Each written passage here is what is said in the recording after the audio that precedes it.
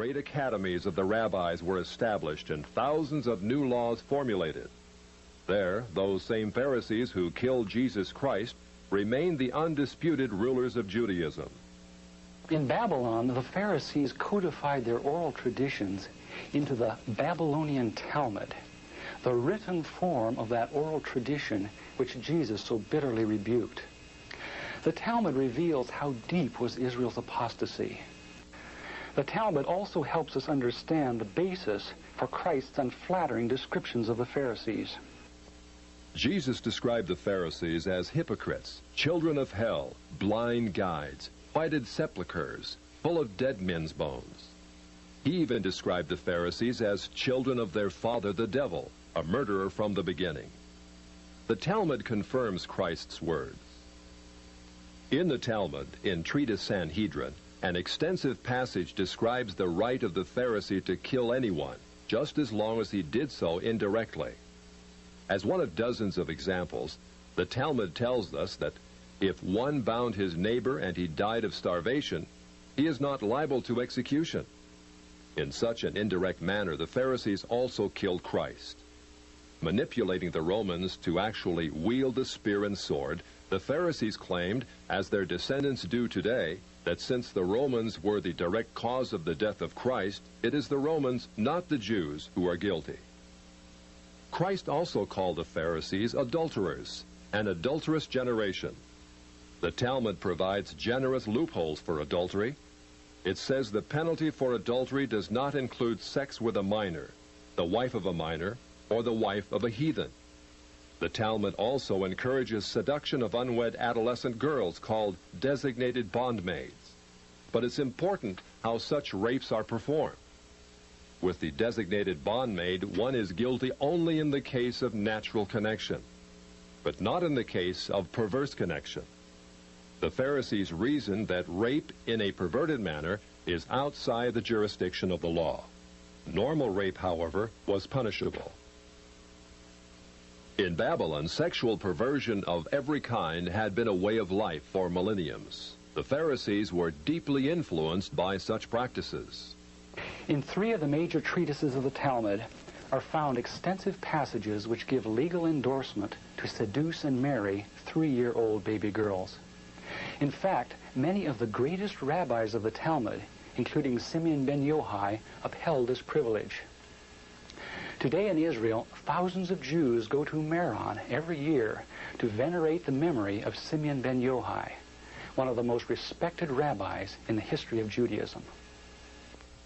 In one of dozens of endorsements of child sex, Simeon ben Yochai said, "A proselyte under the age of 3 years and a day is permitted to marry a priest." Agreeing with ben Yochai, the great Rabbah said, "When a grown-up man has intercourse with a little girl, it is nothing, for when the girl is less than this, 3 years and a day, it is as if one put the finger into the eye." The footnote to this passage says, "As tears come to the eye again and again, so does virginity come back to the little girl under 3 years." The same section confirms that sexual activity with small boys is in the same category. The intercourse of a small boy is not regarded as a sexual act. In addition to adulterers, Christ, in the story of the Good Samaritan, portrayed the Pharisees as racial bigots, too self-righteous to respond to the suffering of one who was not a Jew. It is true, because of the wickedness of the Canaanites, which included sodomy and infant sacrifice, Israel had been commanded by God to be harsh in her treatment of the inhabitants of the land. God made it clear that the Canaanites were not simply to be avoided, but destroyed. By the time of the New Testament, this method of preserving God's kingdom by separation and the sword had become obsolete.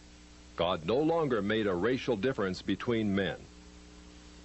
But the Pharisees were unfazed by God's new agenda.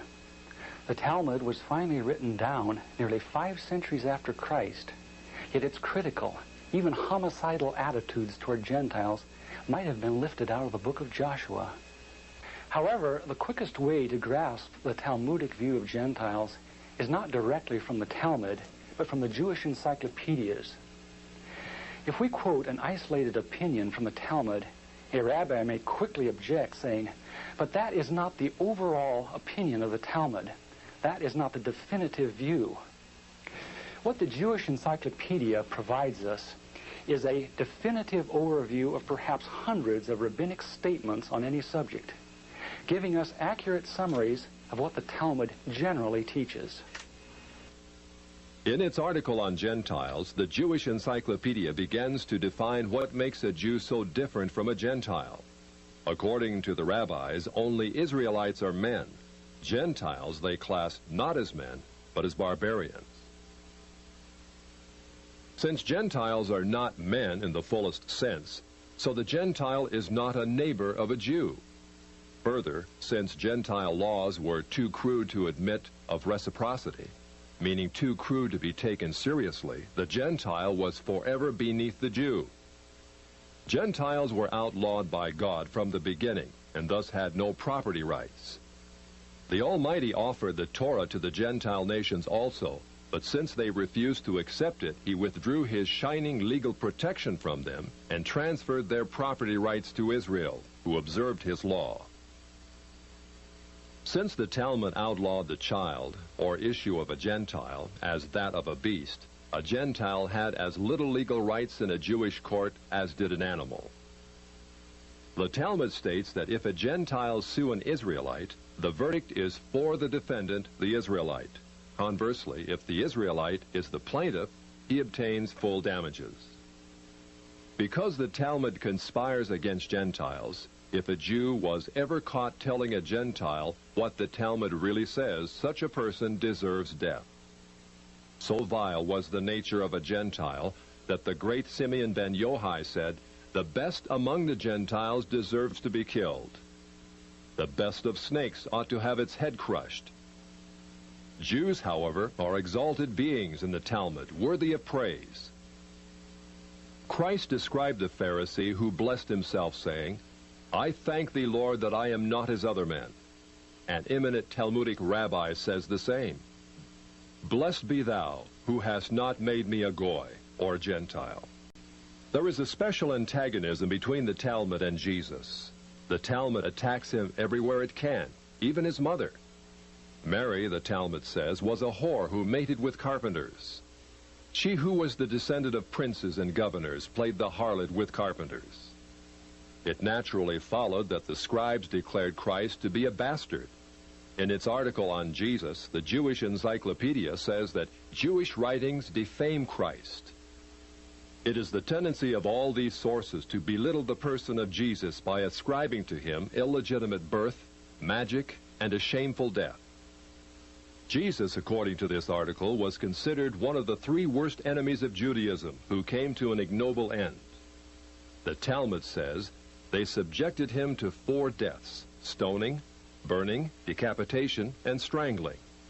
The Talmud also says he is now in hell, punished with boiling hot excrement. What is Christ's advice as he speaks to us out of hell? The Jewish Encyclopedia quotes Jesus as telling us above all to bless the Jews. He says, "Further their well-being. Do nothing to their detriment. Whoever touches them touches even the apple of his eye." Christians, as followers of the false prophet Jesus, also deserve death. The Jewish Encyclopedia again recaps the Talmud's position. A Gentile observing the Sabbath deserves death. The testimony of a Christian was not admitted in evidence in Jewish courts, and an Israelite who found anything belonging to one who was a Christian was forbidden to return it to him. The Pharisees, through their Talmud, thus gave the Jews an ethic which encouraged bigotry and isolation. But it did worse than that. It invited persecution. By the 11th century, the inhabitants of Babylon, growing weary of the self-righteousness and dishonesty of the Jews, expelled them to the west. That's part of our faith. They had to read the Bible, the Torah. And that carried the Jewish people as a unique people of the book, as we call it. The people of the book not only knew the book, they could read the book. The capacity to ask questions, which is what the Talmudic tradition did across Jewish communities. It never defined the end of knowledge. It never put an exclamation mark on truth. It was constantly questioning, expanding, growing, exchanging between communities, between great scholars and their students. It never ended. It was always iterative. This culture exploded when the walls of the ghetto went down. This same tradition, this same culture is part of us. It's deeply ingrained in our culture, in our thinking, in our traditions. Israel's fight is our fight. We are one. We are united. We will not be discouraged. We will not be defeated. We will not be intimidated. We will not sit down. We will not be silent. We are the worst nightmare of the anti-Semites of the world. The victory is going to be ours.